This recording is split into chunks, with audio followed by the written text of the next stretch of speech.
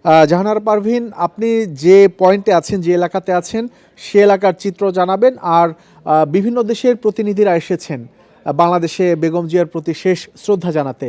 তাদের মধ্যে এখন পর্যন্ত কেউ এখানে এসে উপস্থিত হয়েছেন কিনা?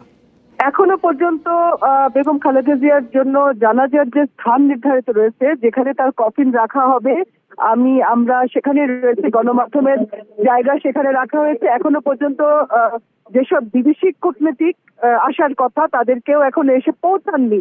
আমরা যেটা জেনেছি যে খালেদা জিয়াকে শেষ বিদায় জানাতে, জানাজায় অংশ নিতে আসার কথা রয়েছে পাকিস্তানের উপপ্রধানমন্ত্রী ও পররাষ্ট্রমন্ত্রী ইসাকদার, ভারতের পররাষ্ট্রমন্ত্রী এস জয়শঙ্কর, ভুটানের পররাষ্ট্রমন্ত্রী DN সুঙ্গিয়েল, মালদ্বীপের প্রেসিডেন্টের বিশেষ দূত ও দেশটির উচ্চ শিক্ষামন্ত্রী আলী হায়দার আহমেদ।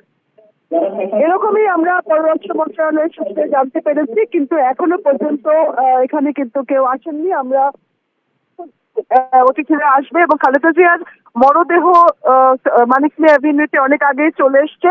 বিএনপি নেতা কর্মীরা সকাল থেকে, ভোর থেকে, এই যে পুরো অ্যাভিনিউ মানিক মিয়া যেখানে মঞ্চ করা হয়েছে, তার বিপরীত যে মানিক মিয়া অ্যাভিনিউর পুরো যে সড়ক, সেটা কিন্তু লোকারণ্য। নেতা কর্মীরা এসছেন এবং শোকাবহ পরিবেশ একটা। খালেদা জিয়াকে শেষ বিদায় জানাতে, খালেদা জিয়ার জানাজায় অংশ নিতে তারা এসছেন। বিএনপির বিভিন্ন স্তরের নেতা কর্মীর পাশাপাশি রয়েছে সর্বস্তরের জনতা। খালেদা